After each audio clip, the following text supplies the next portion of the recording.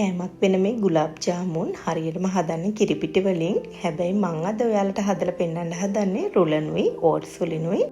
සමාන ප්‍රමාණවල් වලින් මම මේ වගේ භාජන දෙකකට රුලන් සහ ඕට්ස් දාගන්නවා.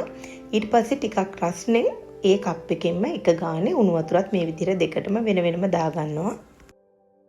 ඊට පස්සේ දෙකම මේ වගේ විනාඩි 2-3ක් පෙඟෙන්න මම අරන් තියලා තියෙනවා. ඊට පස්සේ මේ දෙකම බ්ලෙන්ඩර් කප් එකට දාලා මම බ්ලෙන්ඩ් කරගන්න හදන්නේ. ආයෙ වතුර දාන්නේ නැහැ. මේකේ තෙත ගතියෙම මම මේ විදිහට බ්ලෙන්ඩ් කරගන්නවා.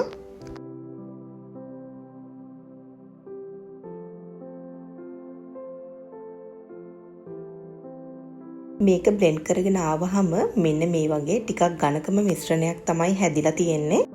අපි මේක තෙත ගතියට ගත්තොත් අපිට බෝල හදන්න බෑ. ඒ හින්දා ටිකක් ඝනකමට අපි ගන්න ඕනේ. දැන් මේකෙන් සමාන ප්‍රමාණවල් වලින් බෝල කඩා ගන්න ඕනේ.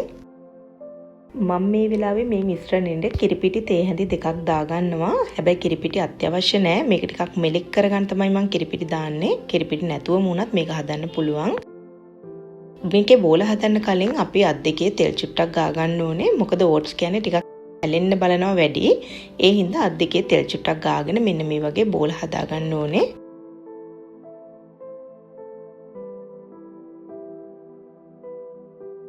මම ඒ ටික ඔක්කොගෙම මෙන්න මේ වගේ බෝල හදාගත්තා. බෝල 20ක් විතර මෙතන තියෙනවා.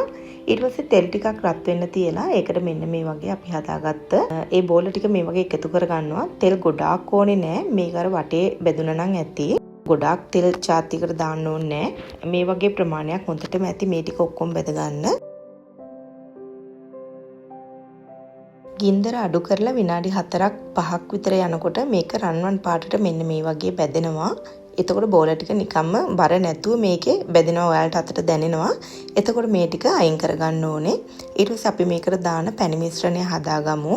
සීනි ග්‍රෑම් 150ක් විතර දාලා ඒකට වතුරක් දාලා ඊට පස්සේ ලිප ඔන් කරන්න. ඊට පස්සේ මේක දිය වෙලා උකු ගතියක් වේගෙන එනකොට මේක ලිපෙන් අයින් කරගෙන මෙන්න මේ වගේ අපි හදාගත්ත බෝල ටිකට වක් කරගන්න ඕනේ. පැණියක ලිපේ තියෙද්දි අපිට තලාගත්ත එනසාලයට දෙකක් විතර ඕනම් කුරුදු පොත්තකුත් වගේ එකතු කරගන්න පුළුවන්. පැණි ටික වක් කරලා විනාඩි 5ක් විතර ඒ බෝල පැණිවල ගිල්ලලා තියද්දි මෙන්න මේ වගේ හොඳට පැණි උරලා තියෙනවා මේවා ඇතුළට.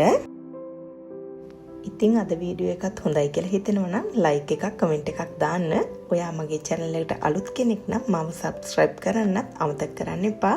ගිහින් එන්නම්. සුබ දවසක්.